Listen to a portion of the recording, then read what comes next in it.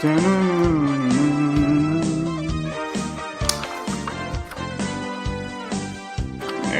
go.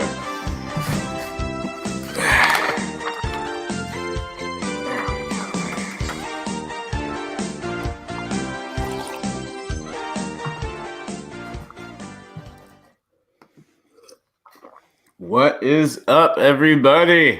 Welcome to another episode of Roughing the Passer. As always, my name's Drew, here again with Mr. Newman. How's it going, man?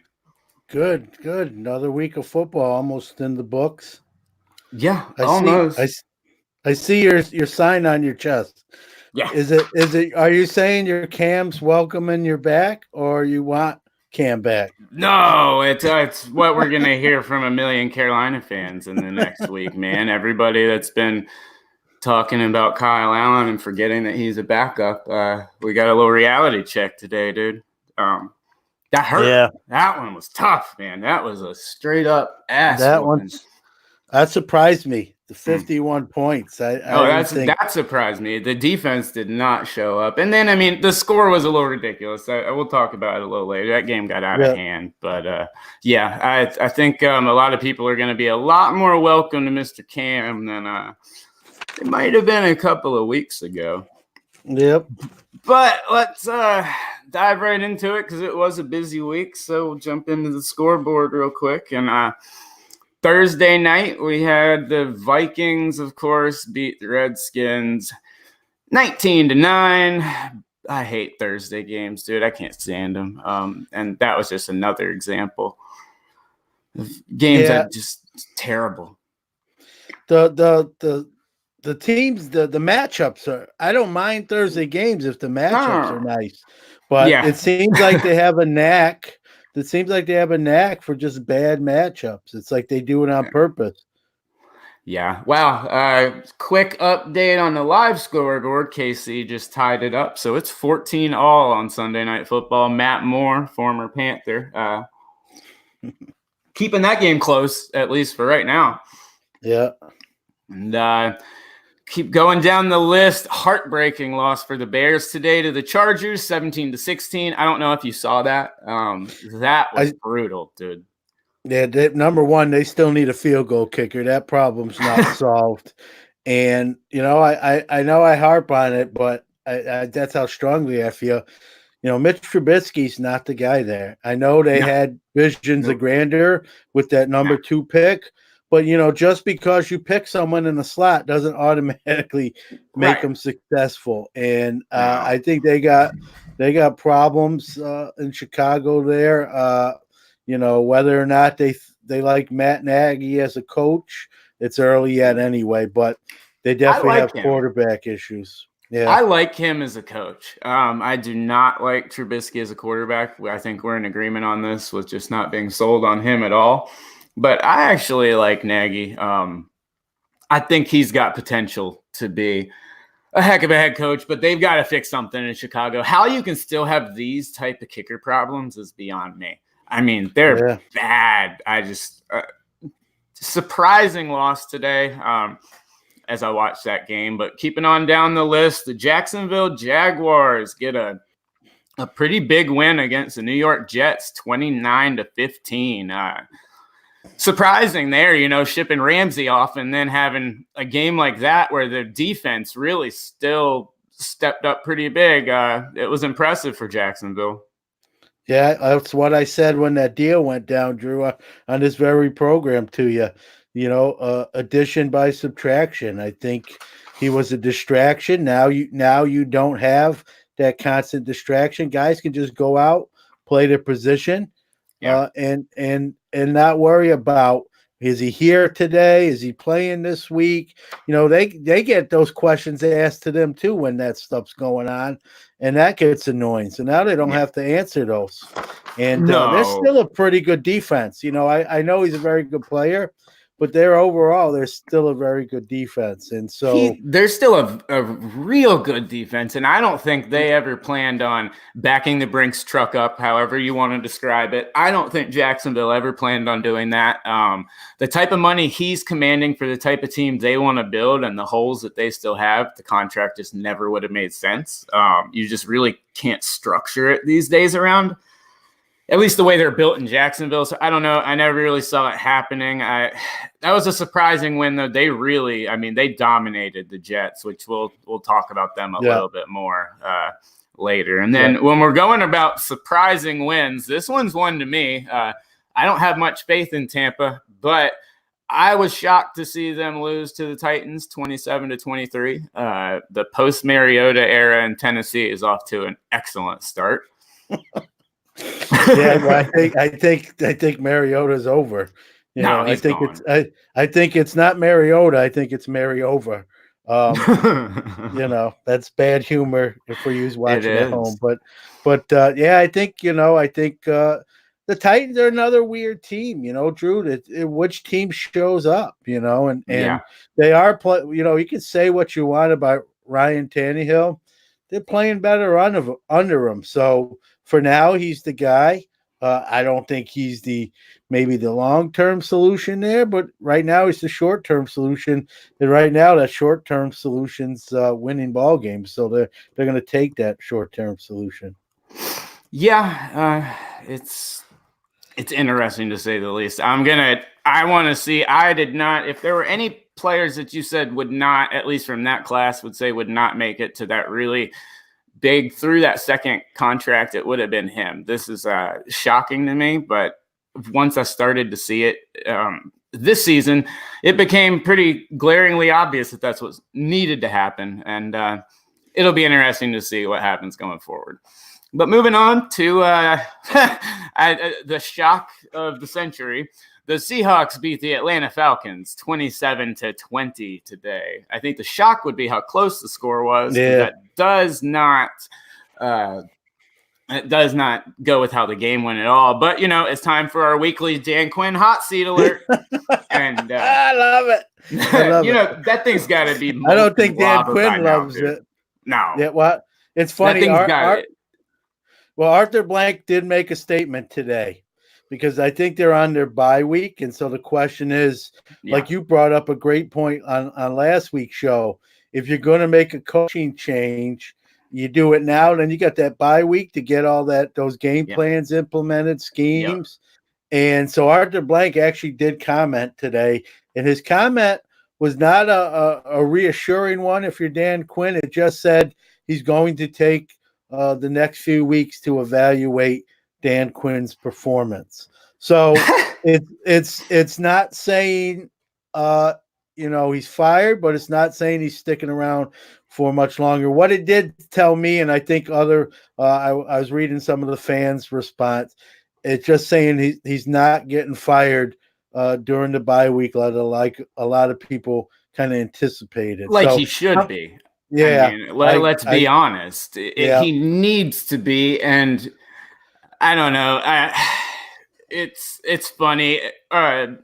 Blank's one of those guys. He'll stick with his guys for a long time. So I think I think he might ride it out a little longer, but he doesn't deserve it. He needs to go. That team, it's bad in Atlanta. I mean, I saw today on my Facebook feed before the game started, I saw two different friends of mine that are diehard Falcon fans.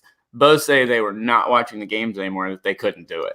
And that's rough. Yeah. Like, these are guys that watch games like religiously, that are just stepping out. And I kind of know the feeling. I've been there before. Yeah, I think it's beginning to look like he might finish the year, but I definitely think he's obviously going to be gone in the off season. It was the least shocking of all these scores today, to say the least. But moving on to, I don't know, depending on how you feel about either of these teams, the Lions beat the Giants 31-26. I have to admit, I did not get a chance to see much of this game, but it doesn't shock me. The Lions have been playing good all year, especially on offense. Yeah, they play better at home. I did see a little of this game here in the New York area. We get the Bills Giants on the local coverage. I'm sorry. Yeah. Well, the Bills are playing. Other than today, They they've are. actually played They are. fairly well. I don't know. The Giants they've just got so many different holes. They're Yeah. bad. They're getting better. But they're still missing something. I think they do have the best running back in football. One of them, him and CMC. But their receiving cores are a little light, although they're having some guys step up, but it doesn't seem to be enough. Their secondary is definitely the weak part of that defensive side of the ball, and Stafford exploited that today. Yeah, absolutely. And so moving on now, you've got the game over in London. Wasn't this game over in London, I believe? The Rams over the Bengals 24-10. I hope not for the Londoners' sake, but Yeah, I'm pretty I sure don't it was. I But don't I I could don't be know. wrong. I could I be think wrong. I don't think so because it started at normal time. Yeah, So I'm I going to did say see no. Cooper Cup. I had Cooper Cup on my daily fantasy, and I actually had him paired with Jared Goff. So that was actually a beautiful day. Well, it was a tease. They started off so good, dude, and then just like kind of Seattle did, it's like they came into the week planning to run the clock out. It's like they knew they were going to get the win. They wanted to jump on it real quick and then just coast. And Take your that's foot kind off of the gas. yeah, and I think for the Rams at least, the way you've been playing the last couple weeks, probably, I mean, I don't know, wrong time to do it, at least in Yeah. my eyes, but who knows? Yeah, I mean, I'm sure they're happy about the win, but yeah, it's a winless Bengals team. So, Yeah. beats a loss, but I don't know if I'm jumping up and down if I'm, Sean McVay. Right. And so, all right. So moving on, we've got the Colts beating the Broncos in a crazy game, 15-13, low scoring. Defensive battle by both teams, or I don't know if you'd call it defensive battle or just lack of offense, depending on how Probably, nice you want to be. But surprising win. Colts came back. Nice drive by. I did get to see the end of the game. The Saints game ended. They put that game on. I did get to see Brissett drive the Colts down. Impressive. I like to see it from the young kid. What I want to see from him in that situation. So, I mean, I think Indy's one of those teams that's a couple years away, but I think they're really building something pretty good there. I think a game like this is going to go a long ways in helping boost a lot of those kids' confidence.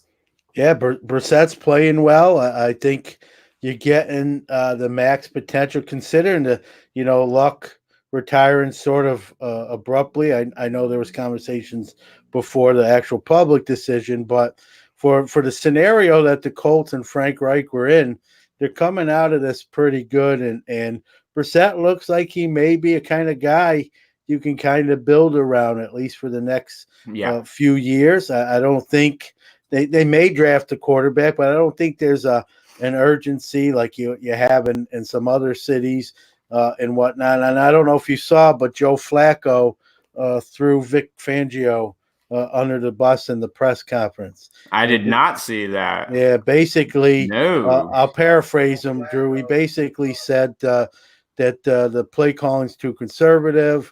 And they're playing not to lose rather than playing to win. And I thought it was very interesting from a veteran quarterback that Yeah. could be sat down at any time for doing stuff like that when you got a young Yeah. guy waiting in the wings and Drew Lock. And That was gifted a contract and is still playing on a contract that he just yeah, does not deserve. So, I and, mean, and it was very on Joe Flacco. Like Joe Flacco's it pretty is. medium, middle of the road type of dude. Sometimes Yeah. more, the word that's sometimes used with Joe Flacco is boring. And Yep. this was not a boring press conference. It kind of made a lot of waves, and so it'll be interesting to see going forward what comes of that. Is he going to be on a Yeah. short leash? Is Fangio going to put him in the doghouse? Is the play calling, going to change based on the comments itself? A lot of storylines off of a 3-minute press conference. But Wow. very interesting there. Yeah, I did not see that at all. That is Yeah. interesting. All right, so moving on to the fucking worst game of the week. The 49ers beat the Panthers 51-13. Kyle Allen reminding everybody why backup quarterbacks are just that, backups. It happens. Yep. It's amazing to me what happens when a defense doesn't show up and a backup quarterback has to play from behind on the road against an actually good team. I mean, what do you expect to happen? It should have happened. I thought it was going to happen, and it did. I don't really know what else to say with that one. Yeah, the score. I knew San Fran, they play well at home. Yeah. I knew they had a shot to win the game. I picked, when we did our picks, I took the Panthers in the points, and I said the Panthers might win, but I don't see this being high. What an idiot I was. I said I didn't see this being high. Apparently they watched the show and put it on the board there to get motivation. Well, it worked. Yeah. And so there's 64 points combined, 51 unfortunately for you by the 49ers. That surprised me. They're not a high tempo offense. No. They started off ridiculously early. They had a great game plan. I will say, I mean, you kind of know the routine if you watch football enough. Coaches like to script out the first 10, 12 plays or so. Yeah. I'll give them credit. It looked like they were completely scripted their first couple drives, and every single play they were chunk games. You couldn't stop it, and before you know it, you're behind. And when you've got, I mean, let's face it, you're seeing Matt Moore here. You can keep a backup quarterback these days in a game. You saw Teddy Bridgewater take over New Orleans. There's a lot of talented backup quarterbacks. But you go on long enough, you're going to hit one of these games where your defense doesn't start, where you have to start from behind. And that's where you get games like this. I didn't see 51 points getting put up, but, I mean, Carolina had pretty much quit. They got McCaffrey his. Then, I mean, by the start of the fourth quarter, they were giving Reggie Bonifon carries. I mean, just stuff that does not happen. It was a wonderful preseason game. It's just too bad it was week 8. But. Yeah, I'm shocked. I mean, if you look at the Niners box score, I mean, they had decent performances, but if you looked at the box score and said how many points did this team put up, they left the touchdowns parts out, you wouldn't have guessed 51. So it was a weird 51. You mentioned Kyle Allen, 3 picks. I think Bloom a little bit came off the rose there. You knew it was bound to happen. I'll stick up for him. You probably watched the game, so you can the 49ers defense is obviously probably arguably one of the best in the league. So if you're going to have a bad game and it comes against them, it makes kind of sense. It's not like it was playing the Buccaneers and this kind of performance happened. But like you said, you had the sign on. Welcome back, Cam. Now the question becomes, just that, when is he ready? Yeah. And if he is, do you go back? And, a week or two ago, we were saying there was really no way they could. And now you have to wonder if there's no way they can't. Well, it's like I was saying a couple of weeks ago. There's no way you could at that moment because of how he's playing. You can't. It just makes no sense at that point in time, especially when you're coming into the bye week. You don't know if Cam's healthy. We still don't know if Cam's healthy. The sign could be off or not. It's a joke. But eventually when he comes back, it reminds me a lot of the Drew Brees and New Orleans situation with Teddy Bridgewater. 2 teams in a very similar situation. Teddy Bridgewater just got lucky with the fact that before he really had a chance to have that bad game, before he had a chance where Latavius Murray didn't show up for Kamara being out, where his defense didn't show up for a game, before he had a chance to have that game, he got to get out. He boosted his stock, and you're going to – I mean, we'll talk about him a little later. Yeah. I think he's in for something big next year. But surprising game to say the least. Let's finish running down these because we got a lot to go over today. So next up, we got the Patriots over the Browns, 27-13. Patriots remain undefeated, and the Browns remain the Browns. So, Well, it's weird for me. I watched this game a good amount of this game too. It's weird having to root for the Patriots being a Steeler fan, but since they're playing the Browns, yeah, I was rooting really for a tie. That would have been ideal, but no such luck.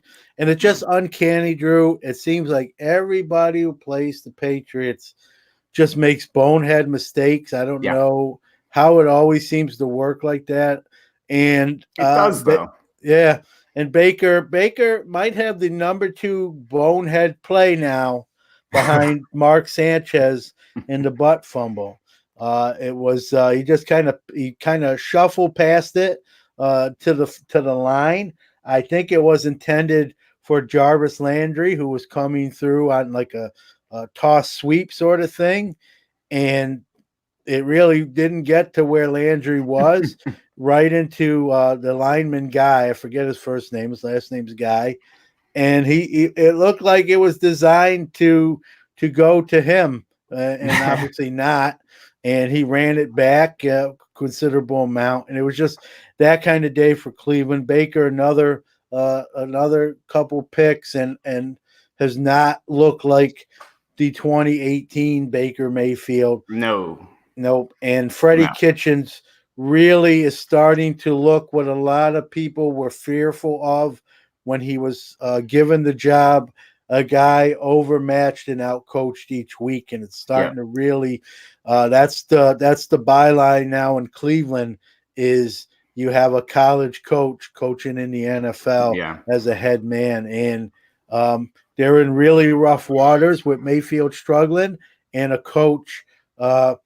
Not very well liked at the moment for yeah. being in over his head. So and this really bodes really bad because you got 2 receivers in Jarvis Landry and OBJ who are not team first. I'll be quiet. Let's just play. So this thing has a real bad chance to really get uglier than it even is now. Oh yeah, wait till the second half of the season. It's going to be really fun to watch. It's at least going to be entertaining if they don't get better on the football field. Yeah. But Yep. moving on now, we got the Eagles over the Bills, and while the winner may not be that much of a surprise, the score 31-13. Eagles really putting a stomping on the Bills today. Yeah, I watched this game. The Bills could never just seem to get it into any kind of rhythm, any kind of gear.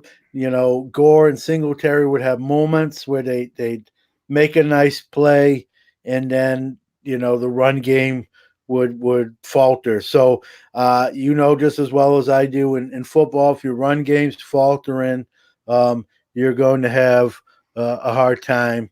There's my buddy Andre. With Go Eagles. To this week, you can say Heck of a win. Yeah, take it. I mean, yeah. you should be happy. I'm not a big Buffalo fan, considering a lot of their staff is ex-Panthers and a lot of their players are even ex-Panthers. But I'm coming around on Buffalo. It took a lot to sell me, but I thought this team, I did not see them losing that bad today. I had the under in this, which they barely. I mean, Vegas once again, they know their numbers. They put that under right enough to tempt you right into it, and they hit it by 2. But yeah, interesting to say the least. I like what Buffalo's doing though. But if you're Philly, you got to be happy. You're getting on. That's a win that you really needed, and that's a win that at least when you look at it at the beginning of the year and you're looking at your schedule, you say we've got to win that game. You go in there on the road, AFC team, you get it. Big win for Philly. Moving on now, you got the Saints over the Cardinals, 31-9. And I got a chance to watch this game. And, Breeze looked absolutely awesome, as I expected him to. But I'll tell you who else impressed me, and that's Kyler Murray. That kid is a legit starting quarterback. That's the first time I'd gotten a chance to truly see him besides small highlight packages on ESPN, really, or Fox Sports, whatever it may be. That kid, incredibly talented. I actually think he's going to be a great quarterback. All right. Well, you put me on the spot. I'm not a Kyler believer, but at the same time, I got to eat a little crow, Drew, because he is playing a lot better than I anticipated. Me I'm too. gonna hold out on the crowning him yet, but I'm not. Yeah, you might be right and I might be wrong. That's we'll how it see. works. But yeah, he's playing well, and they got some weapons there. I think they got to fix their defense now for Yeah, sure. But I love their receiving core. You know, you got a Fitzgerald who's probably in his last year or two. Let's say that. But you his got to. connection with Murray that's a legit connection they've got there, and he's really been responsible for Fitz having some pretty big games lately. I mean, you could say it the other way around, but I was absolutely impressed watching him today. A lot more poise, having to come from behind. That I don't know about the coaching there. Not completely sold on it. They abandoned the run game to a fault today, way, way, way, way, way too early. It's like they Yeah. expected. You could tell how little faith they had in their defense because they abandoned it so quick because they knew we couldn't stay behind. And I just think they thought every time they were going to give them the ball, Breeze was going to take them down to score. But moving on to the next game, you've got the Texans who came back to beat the Raiders 27-24. Much closer game than I expected to see. But Oakland's one of those just odd teams. Yeah, I think they're closer than people realize, including Yeah. probably myself. Yep. And so they're moving in the right direction. It's going to be another year or two. And the Texans, again, you just don't know which team's going to show up. And they had a major loss today on the defensive side of the ball. J.J. Watt looks like he's out again. Yeah, he's out for the year. He's out. They've already announced that he is out for Yeah. the year. That's a rough loss.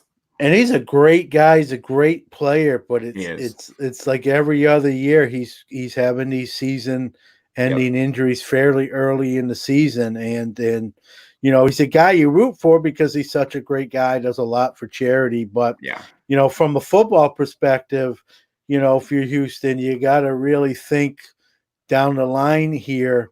You know, you might have to look on. I'm not saying moving on, but you're definitely going to have to. Prepare to play without him in the lineup all the time because it just seems like these injuries are starting to become sort of the norm. I hate to say it like that, but you know, that's really what it's starting to look like. I agree. I actually agree with Andre there. I saw a lot of that today. The kid's a lot more poised than I thought. I expected to see him. New Orleans has a good defense. They're not a complete joke. I expected him to struggle a lot more than he did. But John, you know, we're looking through all the games this week. So what are some things that stuck out to you the most as you look through the schedule, as you watch some of the games today? I think today it was two things. It was some of the games you thought would be blowouts were kind of closer. Yeah. And some of the games you thought were going to be close we're kind of one-sided. Mm-hmm. It looks like 3/4 of the game are really under one score type of games, which is good. I mean, that's exciting football. You know, so I think that's good for the league. I think it was kind of the week if you look at it from a gambling aspect. I don't know if anyone made a lot of money this week because you might have made it on one and lost it on the other. So kind of one of those sort of evened out sort of weeks. It wasn't chalk, as they say. You know, a lot of surprises in terms of scores and that sort of thing. So I think Vegas probably did all right this week. Just a guess. They usually do pretty good, and I think. This week with some of the scores, I think they did maybe even a little bit better. I completely agree with you. So we kind of touched on it for a minute, but I wanted to go back to the Saints game for a minute because you had Breeze come back today, throw 3 touchdown passes. And it's really funny because right before the game, I wish I could I tried to find the thread on Facebook, but I couldn't find it. You saw these people talking about how Breeze should lose his starting job. And I thought it was the funniest thing I'd ever read. I couldn't believe they were saying this.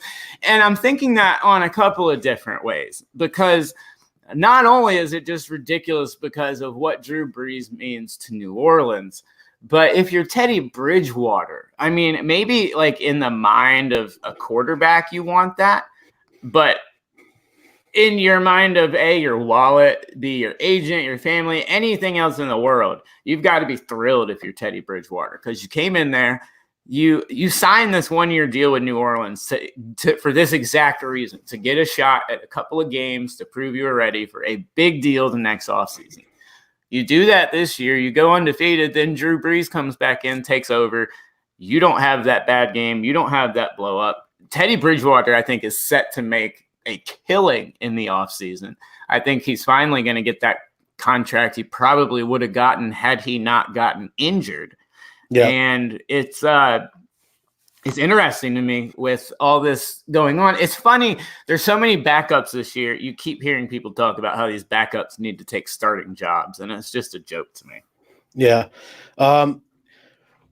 Yeah, Breeze sitting down is ludicrous. You got a veteran who's still playing pretty well. He's coming off an injury. I understand that, but when healthy, he's one of the better quarterbacks in the league. So I think that's hilarious. The one thing I did hear from legitimate NFL analysts, honestly, and I gotta say, I don't know if I agree with it, but I can see their point. You know, the Saints have a bye week now. And so their point was, you're playing a game you probably should win in Arizona. Bridgewater's proven more than capable. Give Breeze another 2 weeks to get that thumb healthy. Let Bridgewater start this game, and then Breeze come back. See, I think that ultimately comes down to this stuff. That's where this micro analysis of football, which I guess we're guilty of as well on this show, kind of comes to a fault, because we don't have no idea about Drew Brees' health. Drew Brees could have been healthy 2 weeks ago. This conversation may have needed to have been had 2 weeks ago, and nobody wanted to, because you didn't know the severity of it. Just like with Cam, we don't know. Drew Brees sure as hell looked healthy today to me. I don't know. 300 something yards passing, 3 touchdowns. But like you said, you hit it right on the head. Bridgewater's getting a big deal. He's going to be a starter in 2020. Where do you think he winds up? I have a theory, but go ahead. Well, I'll tell you a place that fits him good, and that's because they've been trying to build an offense around a guy similar to him for years. Well, there's 2 places I could see. First is Tennessee. I could see him going to Tennessee, and I could see him going to Denver. Those are 2 places I could see him going, because I don't think Flacco. I don't think Flacco's going to, obviously, if he's talking to the media and stuff, that's the sign of starting to plan your exit when it doesn't work out. Yeah. I don't know. I could see him in Tennessee, though. He'd be a good fit to take over from Mariota. I think he's better than Tannehill. Yeah. I'd like to see him there. I think they have a good team. I agree with you on Tennessee. I think Denver really likes Drew Lock. I don't think they think he's ready yet. Yeah. I think if you bring Bridgewater in, you kind of set Lock back a little bit. So I don't think it's Denver. I think Tennessee's got a good shot. The other team, I know he was there. I don't think he'll go back, but Miami really needs a QB. I just don't think he goes back there. No, if Miami doesn't end up taking this god awful season and turning it into a massive quarterback haul, then it's you can't give him anything but an F. You have to have a big name. You have to have something massive coming out of the draft just to satisfy the people that want a big name, whether it's the right guy or not. You just have to do it these days. That's the politics of football. Yeah, but I don't think he goes back there after being there either. So I don't either. So speaking on quarterbacks, Gardner Minshew today wins over in Jacksonville, beats a Jets team that a lot of people are saying is on the rise, so to speak. But the question I have for you, we're talking all this stuff about backups. He, of course, started the season as a backup. So you actually posed this question, and it's a good one. But I want to know your answer to it. And that is, if Foles was healthy today, does Minshew keep the starting job in Jacksonville? Today, the key word, and I Yeah, saw like you made now. a cap. Yeah, I think he does. I know Foles is making a lot of money.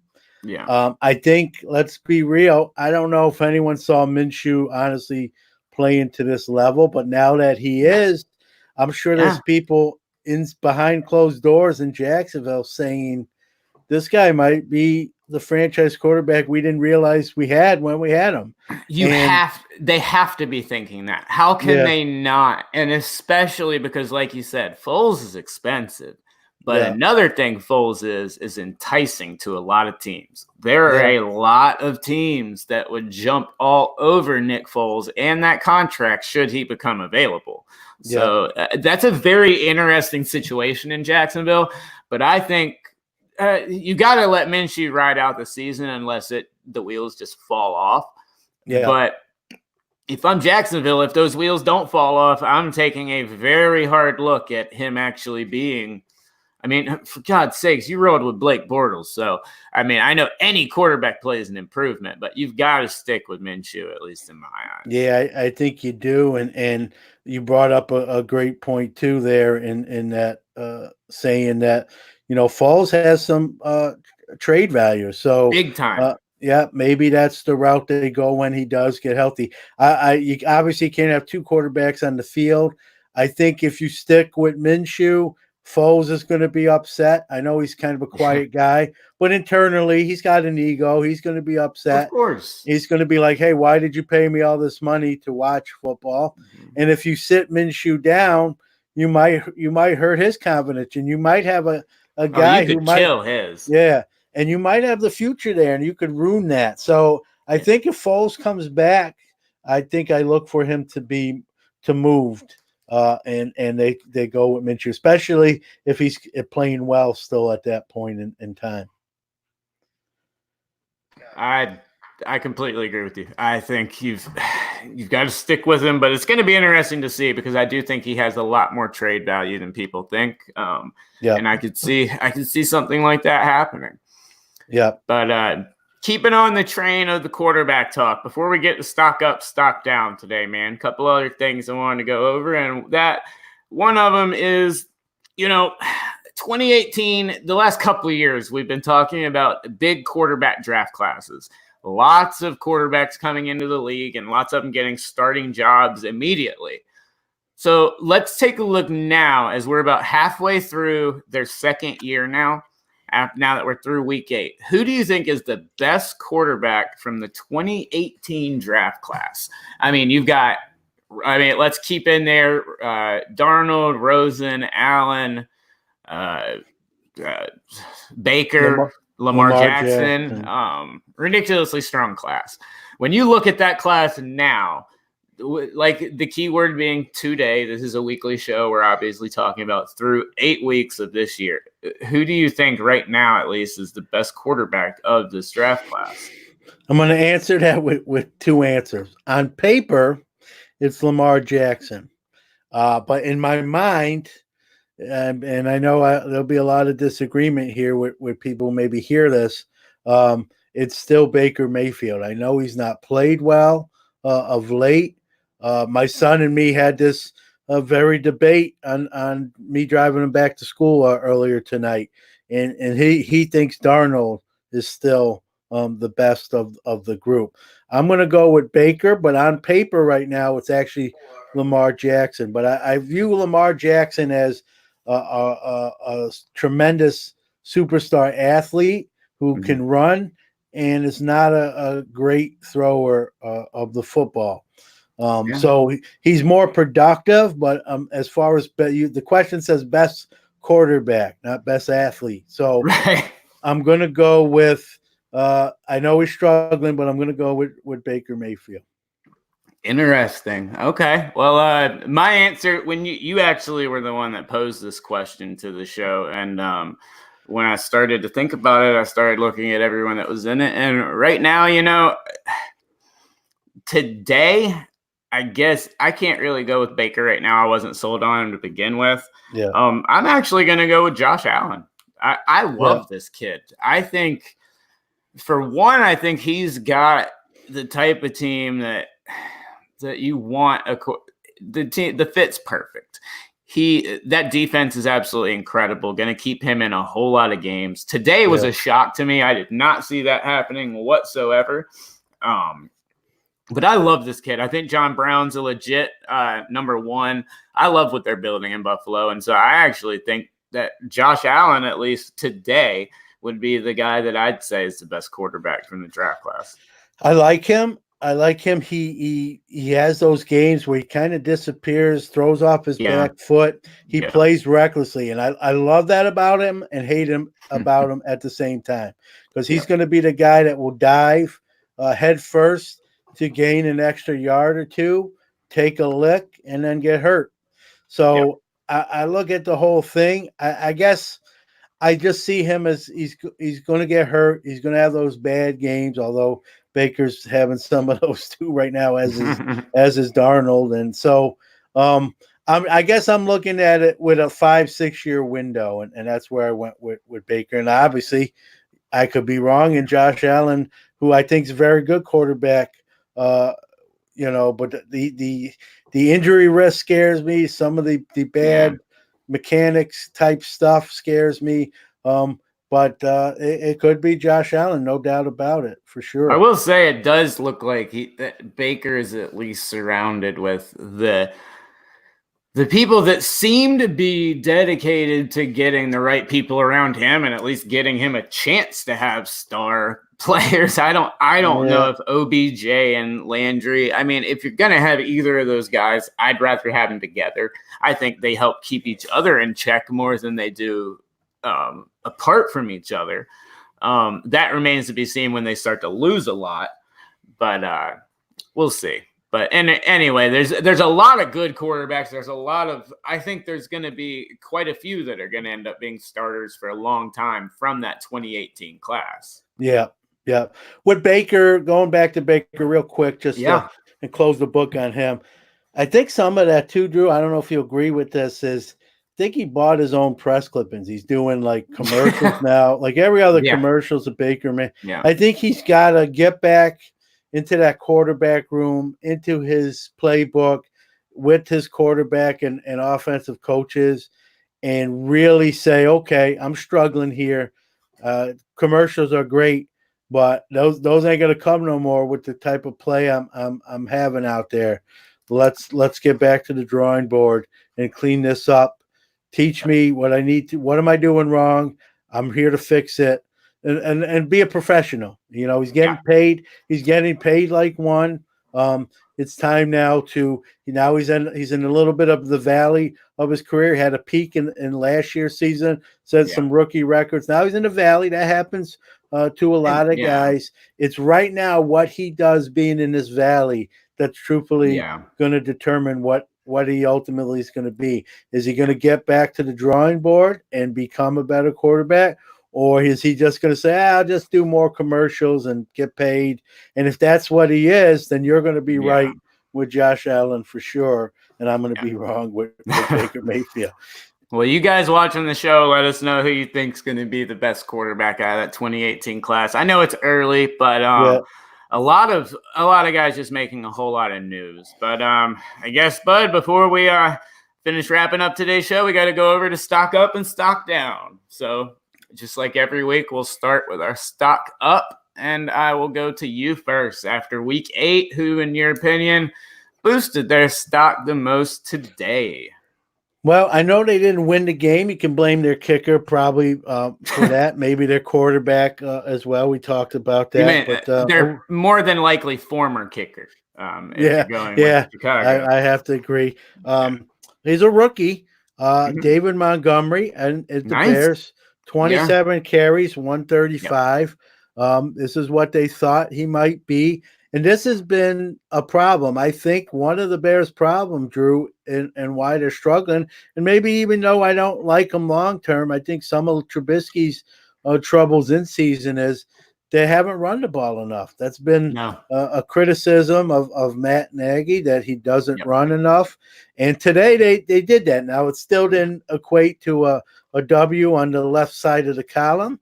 They got pretty close, and they're one good field kicker away from probably getting it. And you could imagine where that game would have been had that running game not been there. That's the other thing. Is Chicago in control of that game? Do they have a chance of kicking that field goal? No, they're completely out of that game if that running game doesn't exist. So I think a lot of it has to do with they didn't have the confidence before. And so I actually love that pick as a stock up, because I think he's legit, and I like to see big games from a kid like that. Yeah, and I like him too. I think it shows the Bears that they got somebody in-house.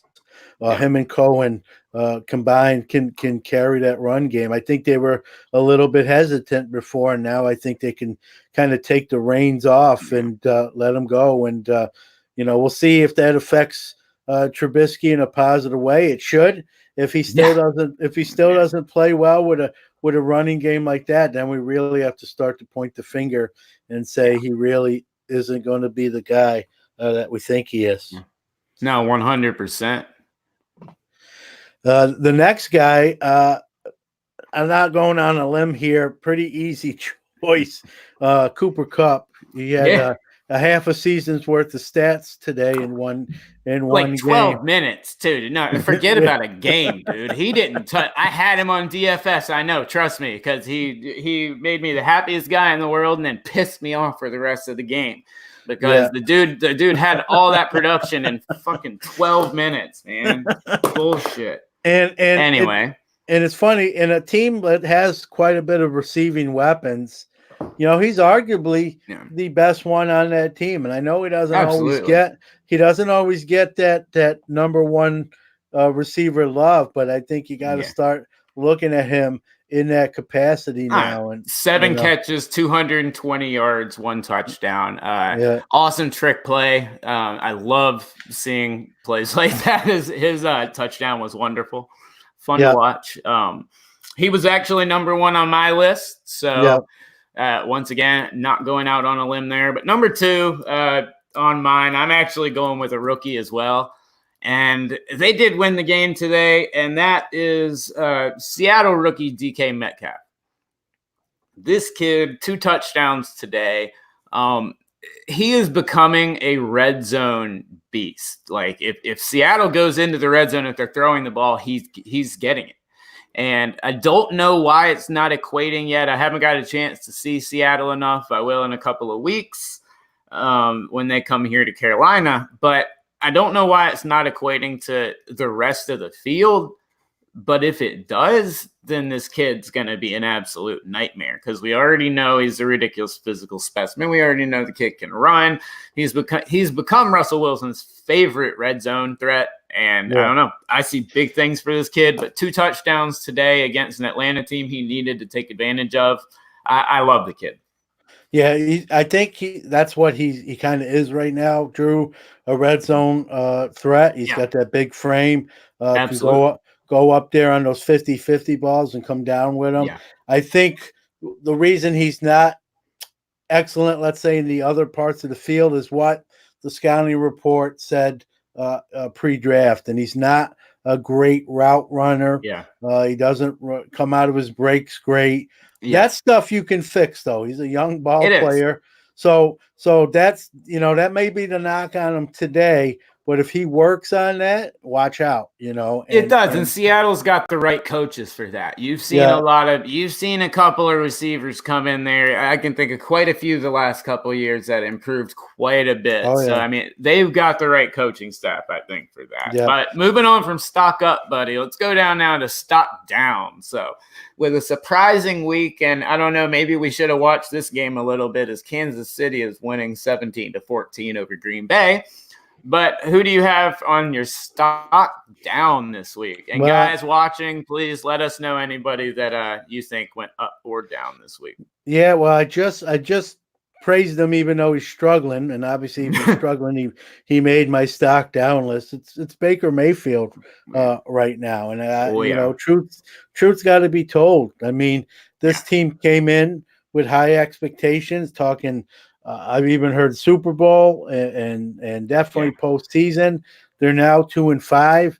He's had some poor play, and some of the mistakes, Drew, that he's making are just really like They're- the play I talked about today. We're just trying to shuffle past it right to a New yeah. England lineman. You know, it's not. It happened early in the game. It's not going to get the same run that the butt No. fumble did for Mark Sanchez, but it was right. It was right in that category, and it's that stuff that when you see it, you scratch your head and say, how do you Right. do that? How do you do that?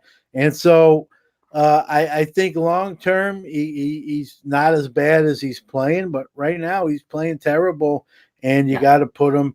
You He know, is. like him or not, I'm gonna put him on the list because he should be there, and so Yeah. he made my stock down list. Nice. Well, I agree with you. I don't like to ever give Colin Coward credit because I can't stand the dude. But I actually think he's starting to be right on Baker and may have something on quarterbacks that I didn't even really know that I even wanted. And that's kind of that not so that arrogant feel that he keeps talking about with Baker all the time. I see a lot of problems with Baker right now. Like we talked about earlier, I see a lot of problems with the Browns, period. Yeah, I don't know. I agree with you. Baker absolutely needs to be on that list. I can't argue it. I think they're going to rebound from it. I do think the Browns are going to be a lot better the second half of the year. They can't be much. I don't know how much worse you can be with that much talent, especially with Chubb emerging as such a good running back. yeah. I'd like to see him do something with that type of running game, but we'll see. Yeah, and the other guy, he's a receiver.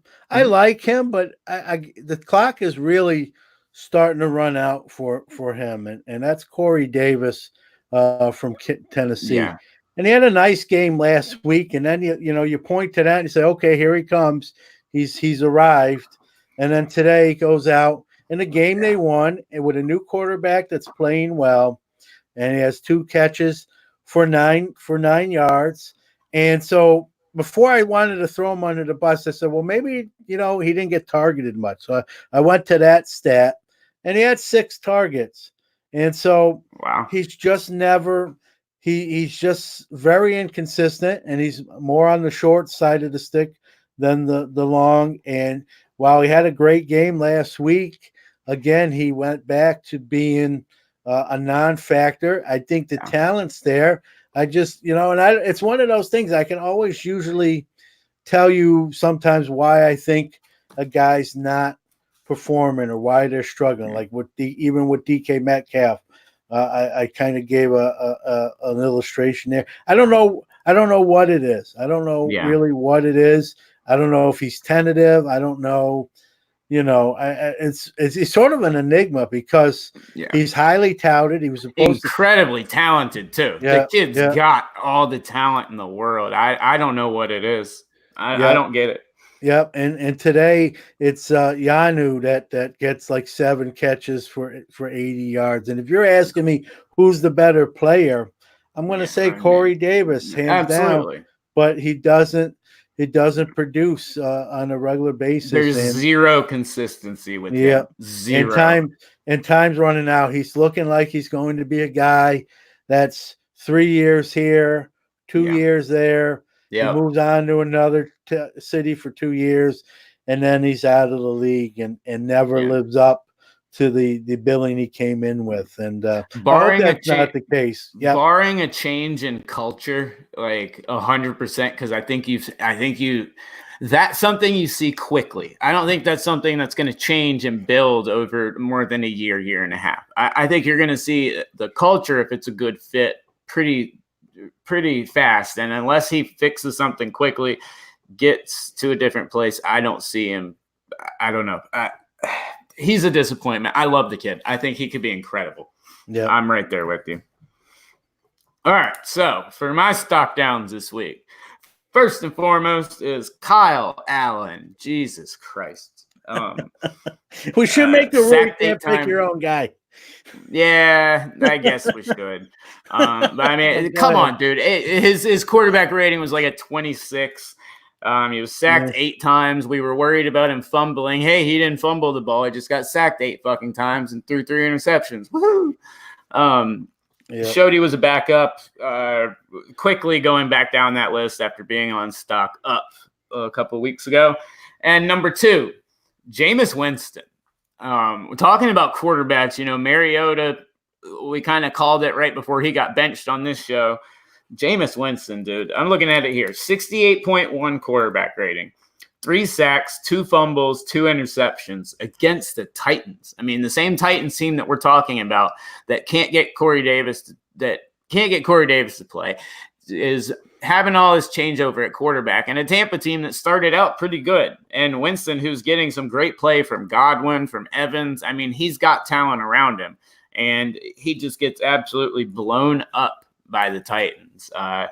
You want to talk about consistency. This is a dude that just cannot. I don't know. He can't put it together.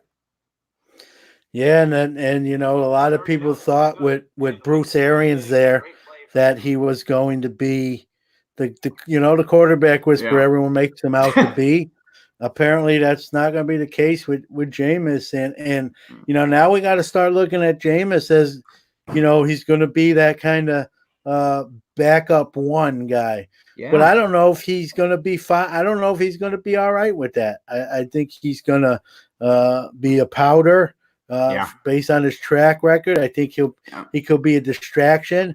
He's never shy of talking to the media, especially. This is where you see a guy leave and take some of those teams that are so desperate, like, I don't know, a team that gets hurt, has a quarterback injury. He takes one of those desperate jobs at some go nowhere team because he thinks he's still a starter instead of accepting a backup job at a much better team. I can easily see that with his attitude. Maybe he winds up as a Dolphin as the starter there, and I don't know how much better that wouldn't go well. That makes him. Yeah, I think that's just that's a recipe for disaster, if you ask me. I'm almost hoping it happens because it will be fun kind of to watch. But it would be funny. Yeah, he's just never taken that next step that a lot of people thought he would. I really wasn't one of those.